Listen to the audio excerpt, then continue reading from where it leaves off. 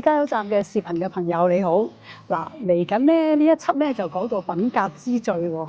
咁其實品格之最係指乜嘢品格咧？唔知你又估唔估到咧？係咪誠信啊？係咪恩慈啊？係咪良善啊？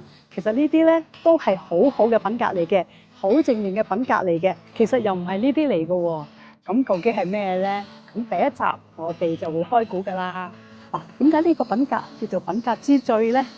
嗱，其實咧，因為佢咧有一種咧好獨特咧嘅影響力，係其他品格冇嘅喎。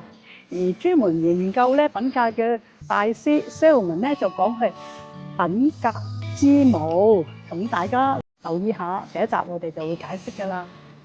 咁聽起嚟話呢個品格都好有影響力㗎。係啊，佢咧對親子嘅教育啦、關係啦、合夫妻之道啦，甚至你個人成長啦、呢個團隊嘅關係啦，喺職場上咧都有一定嘅影響力㗎。嗱，留意下咧喺呢個視頻嘅中間咧，我哋咧會有啲自我嘅測試。你測試下咧，究竟你嘅呢個品格係差啲透劇咗添。我成日都要忍住把口唔好講出嚟。嗱，就測試下咧，你呢個品格咧，究竟個程度係高啊定低啊咁樣嘅喎。仲有一啲咧係咧，即係生活嘅例子，活生生嘅例子啦。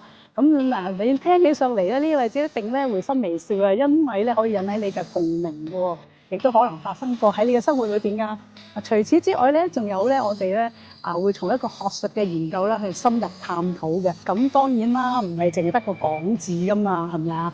聽道要行道㗎嘛，明道就要行道，係啦。所以咧，我哋都會講下咧喺個生活裏邊如何咧去實踐啦，如何咧去咧操練嘅喎。其實更重要嘅咧就係咧將頭先我所講嘅生活例子啦，學術嘅研究啦，同埋一啲咧實際嘅操練方式咧，同聖經嚟到結合嘅喎，係一個整合啦。咁因為咧，我哋想建基喺咧遠古同埋當今呢個智慧上邊嘅喎。到時咧就話俾大家聽品格之最係乜嘢啦。